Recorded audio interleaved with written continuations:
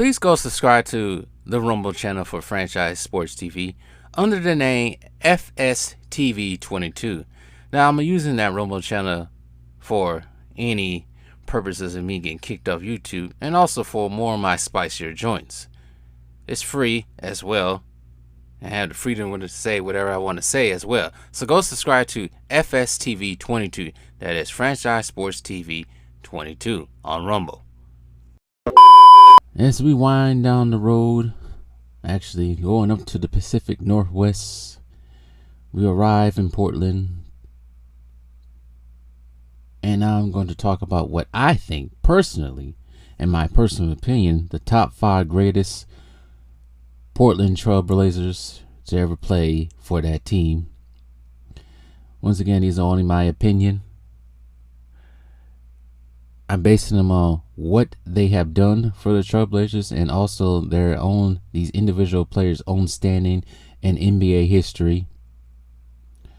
Also, the best player to ever play for this team as well will be mentioned. I think I forgot to mention with the Jazz. I think that might be Karl Malone. It only makes sense. But anyways, back to Portland. So after Portland, we only got 2 more teams to do. And then the big, great tournament, preseason tournament, to see who's probably the best starting 5 of all time in NBA history. But that's coming up soon. But anyways, I'm not going to make these 2. I'm going to make it. I think the Seattle one or Oklahoma City one was 30 minutes long. But anyways, Portland Trailblazers. They was founded in 1970 and been in Portland since 1970. They do have sort of a historic franchise. They only won, out of their 53 years in the league, they only have won 1 championship, and that will be in 1977. But they do have 3 conference finals, 77, 90, and 92, and 6 division titles, and 12 retired numbers as well. But let's begin. Now I ain't gonna go into the history too much into it. So starting at center for the Portland Trailblazers all-time team, as you guessed it, the colors. I was in Berkeley, California. It's hard to talk like Bill Walton, but it's Bill Walton. Bill Walton be cracking me up, especially when he was younger, when he was sportscasting. But anyways, Bill Walton, drafted by the Portland Trailblazers in 1974, first overall pick, played for the Portland Trailblazers from 1974, from 1975. We always look at his career and say, what could have been if the injuries didn't occur on him.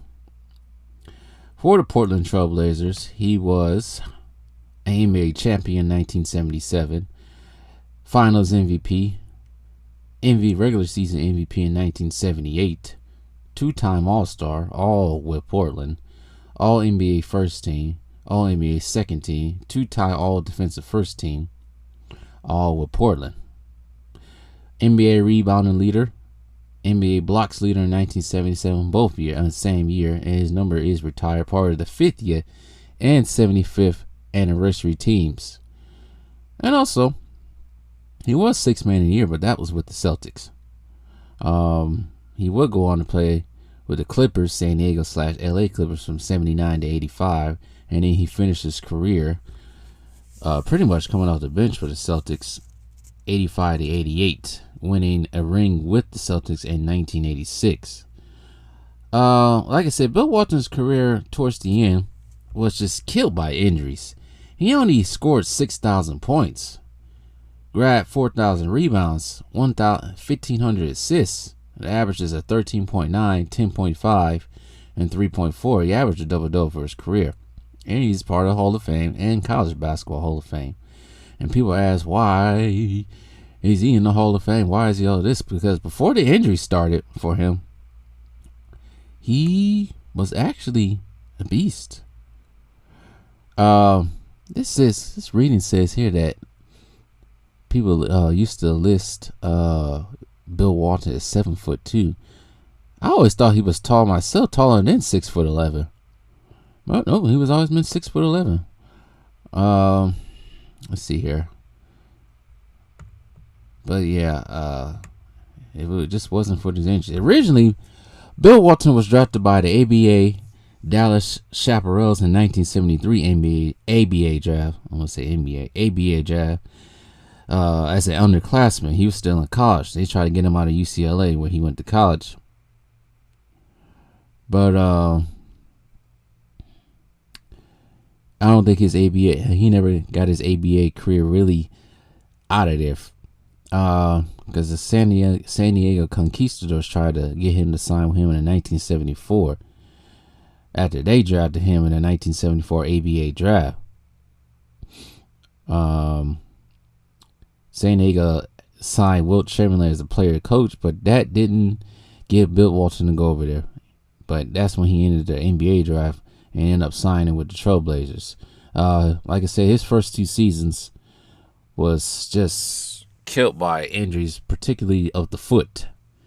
For his first 2 years, sprained his ankle. I think he broke his wrist. He broke his wrist twice. Dislocated 2 toes, 2 fingers, broke a toe. Injured his leg in a Jeep accident. But he would go on to average in his rookie year a double-double, 12.8 points, 12.6 rebounds, and 4 assists, and 2.7 blocks in 37 games. Under coach Lenny Wilkens was actually a player coach. I wonder why they don't have player coach. I want to know what the reason for that anymore. But they would finish his rookie season 38-44. But they would go on the run in 1976 and 77, getting those rings under Jack Ramsey. I think Lenny Wilkens would end up going to Seattle to go coach, I think. If it wasn't for Maurice Lucas and some others, probably never got their ring.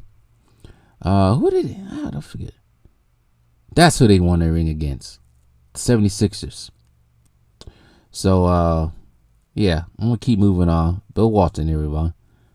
Let's see here. Some of his stats for his first couple of years in Portland. He only played 4 years in Portland before he went to San Diego. And he never really played 82 games. Like I said, he was always injured. I think the most games he played was 80 games, and that was with Boston. And his second to last year in the league. But for most of his years in Portland, his 4 years in Portland, he averaged 12, 16, 18, and 18. His best year points-wise was actually his last year in Portland, 18.9. 5 assists, a career high in averages, and 1.0 in steals. His best year for rebounding averages was 14.4, and the season that they won it all. And that's what I think he led the league in rebounding. And his first playoff was actually when they won it all. He averaged 18.8, 18.2 points a game, grabbed 15 boards and 5 assists, all playoff career high averages. So that is Bill Walton, y'all. You know, he spent 4 years there. Amazing what you can do in 4 years. As in the power forward position, I will put, I might have to say it, LaMarcus Aldridge. Now, LaMarcus Aldridge, as you all know, could have been part of a powerhouse of a team in Portland with Greg Oden, Brandon Roy. I think Batum was there at the time. And him. And even, shoot, if Brandon Roy's knees would have held up, they could have had a really powerhouse with Damian Lillard. But anyways, wishful thinking. Sorry, Portland Trailblazers fans. But LaMarcus Aldridge, power forward. Drafted in 2006 out of Texas, first round, second overall pick, selected by the Chicago Bulls. They would end up trading him probably like an hour later or something. I don't even think it was an hour later. They had his rights traded to the Portland Trailblazers for Tyrese Thomas. Yeah, what happened to him? Tyrese Thomas was actually decent in college. His game just didn't translate to the NBA well, nor did he get the chance. But LaMarcus Aldridge played for the Portland Trailblazers from 2006 to 2015.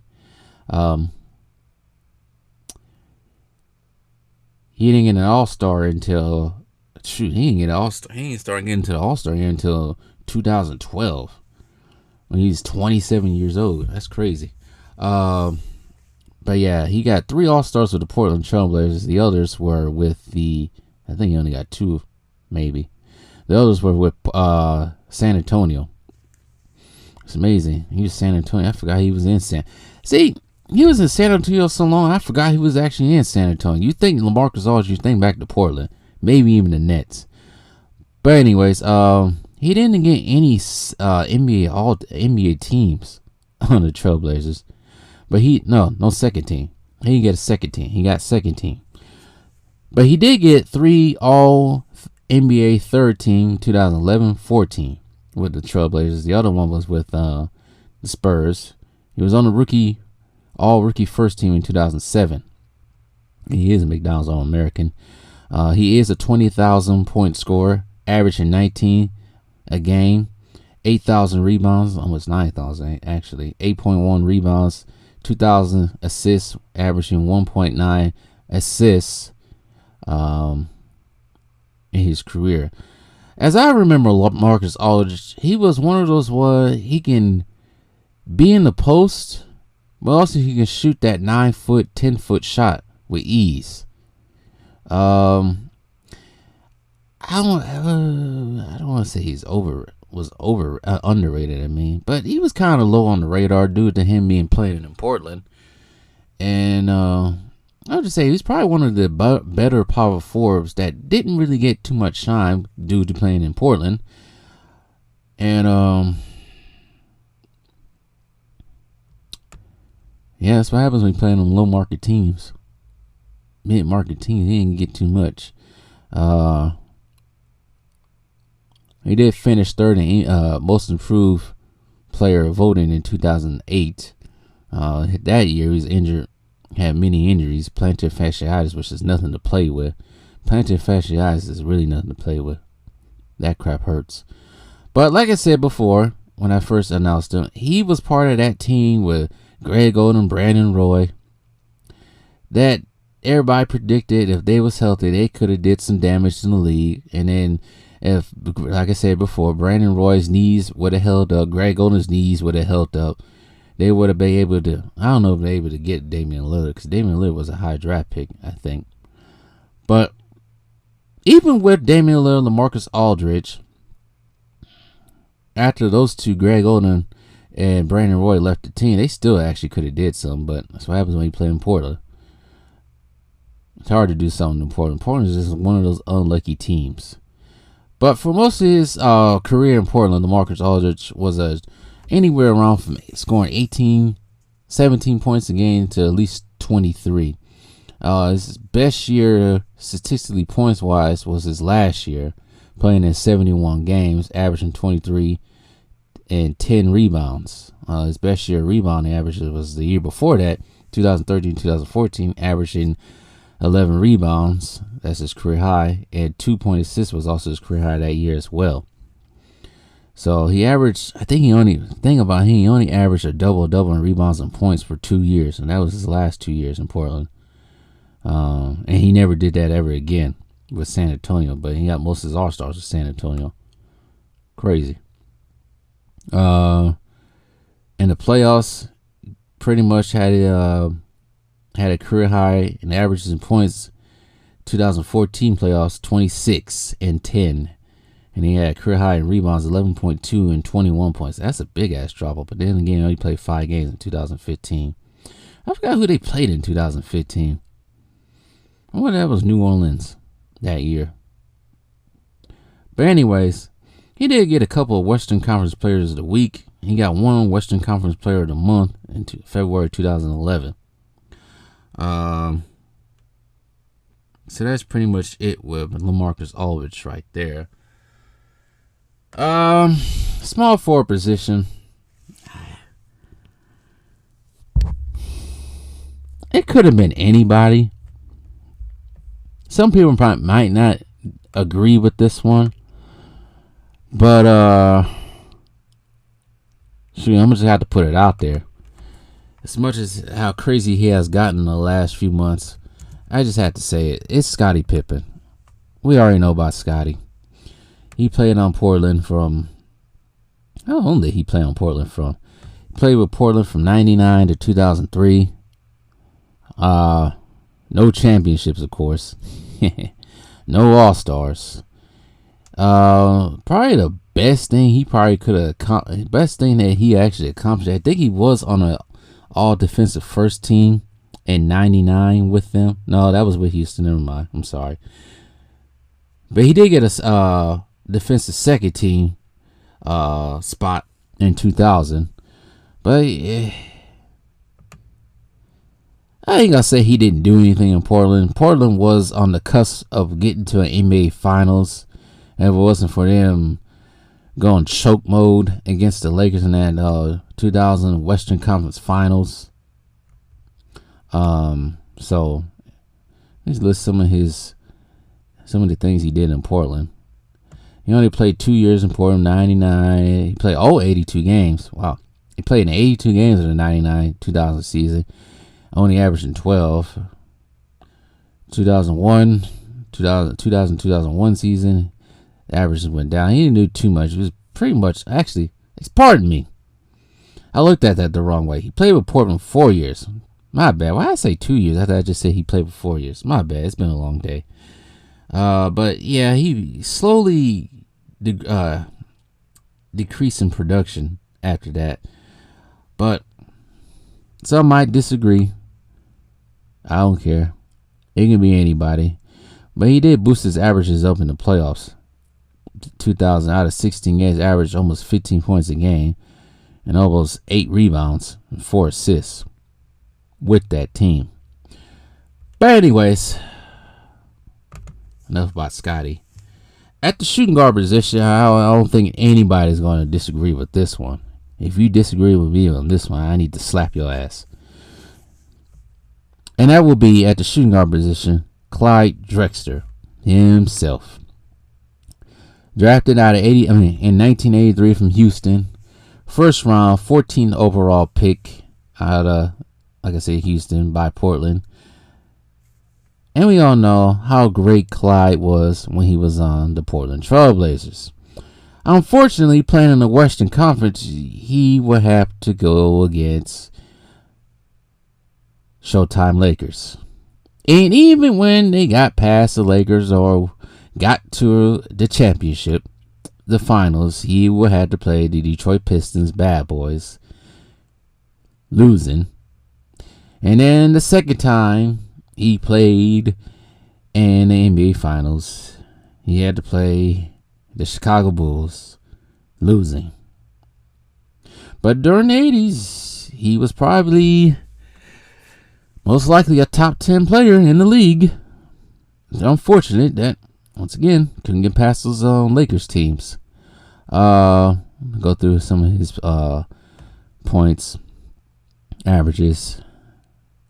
His best year in Portland, points-wise, actually best year statistically-wise, was actually 88-89 season, averaging 27 career high, 7.9 rebounds career high, 2.7 steals a career high, and 5.8 assists. Actually, his career high in assists was actually 8, averaging 8. 85-86 season. He never averaged a triple. No, he never averaged a double-double. But his time in Portland was fantastic, but he would have to leave eventually. But during his time in Portland, he was a 8-time All-Star. 8-time All-Star. 86, and then 88 to 94, he was in the All-Star game. And his last 2 All-Stars was actually with the Houston Rockets. He was the NBA first team, All-NBA second team. He got one NBA third team in 1990 with the Rockets. He is part of the 50th and 75th anniversary team. Number 22 retired with the Portland Trail Blazers as well as the Rockets. 22,000 point scorer. Can't dismiss that at all. And of course, he's a Hall of Famer. And of course, he's an Olympic champion in Barcelona. Also, a FIBA America's Championship in 1992 in Portland. He had home court advantage. But anyways, when he left the Portland Trail Blazers, He was their all-time leading scorer with 18,000 points, which stood until Damian Lillard passed him in 2022. I guess he would pass him by that time. Like I said, he was part of the Dream Team as well. Just to go through some of his finals. In a 6-game series against Chicago, he did average 24, 7, and 5 assists. When he got to the finals in 1990 against Detroit, he averaged 23, 6, and 5.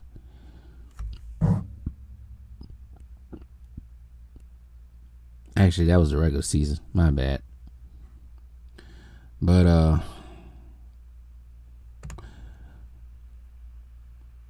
feeling that the Portland Trailblazers was out of contention, he would end up being traded by Portland in February 1995, where he went back to Houston, along with Tracy Morey, in exchange for Otis Thorpe and a first-round draft pick, and he got to team up with his longtime friend and college teammate Hakeem the Dream Olajuwon, and they would win a ring together.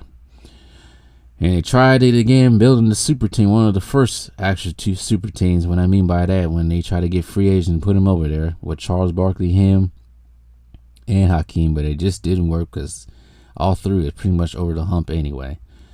He does hold some records, most steals in a half, but that was with Houston. But he does hold this, most offensive rebounds by a guard in a career. 2000.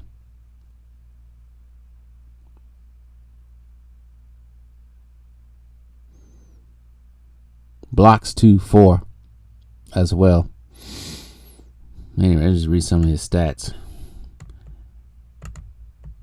So, moving on. We're going on to the point guard position. And I don't think there's any question of who this is. Damian Lillard. Damian Lillard, which I don't agree with. Well, I'm going to get to that later. Damian Lillard, drafted in 2012, first round, 6th overall pick by Portland out of Weber State. He's a 7-time All-Star. All of them, of course, for Portland. NBA first team, NBA second team, 4 times. 2-time NBA third team, Rookie of the Year, Rookie first team, and NBA Teammate of the Year, NBA three-point contest champion this past season. And this is where I don't agree with that. 75th anniversary team. I do not agree with that, but he will be a Hall of Famer. And also an Olympic gold medalist in 2020 Tokyo, or aka 2021 Olympic Games. His career is not over yet. He's been the staple for the Portland Trailblazers since 2012. We all know him to hit some big time shots. One against the Houston Rockets. The irony behind that is funny though. And then he hit 2? No, he hit 1. One big time shot against the Houston Rockets and another against OKC a couple years back.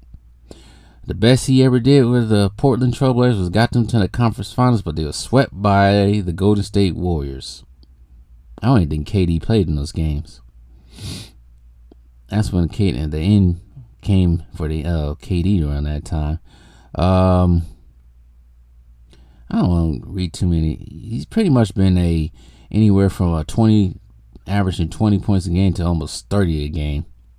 Actually, his best year with points averaging was this past season, 32.2, and I think he scored more than 70 points this past season in a game. So yeah, there's no question he was gonna be on here. Let's see here. The records does he hold with them?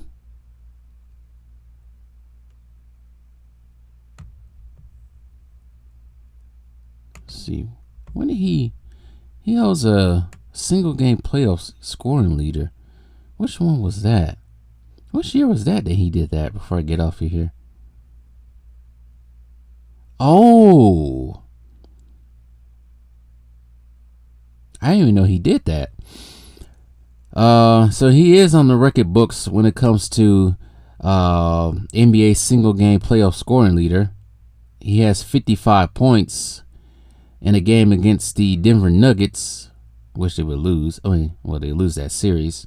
He scored 55 points and 147, damn, in the first round in the 2021 playoffs. But he is tied with Iverson, who did it. Michael Jordan has done it multiple times. And Rick Barry as well. And he's also on that list of single game scoring leaders. How many points did he score this past season when he did that? 71 in a game against the Houston Rockets. There's something about the freaking Portland Trailblazers and Houston Rockets connection. It's very funny. But anyways, and that's my list. And I'm only 25 minutes already. I just talk. Just name a few notables. I ain't gonna go too much into it. Sabonis, the father, Bonzi Wells, Rasheed Wallace, Jermaine O'Neal, Maurice Lucas, Terry Porter. I'm trying to think off the top of my head right now. They played for Portland. Greg Oden, Brandon Roy, Nicholas Batum, CJ McCullough, can't forget about him. I'm not naming any new people on there now. Yusuf Nurkic, just to name a few. And the best player that I ever think that played for the Portland Trailblazers, I had to say Clyde Drexler. Some probably might say Damian Lillard. It's up for interpretation. But anyways, tell me what you guys think.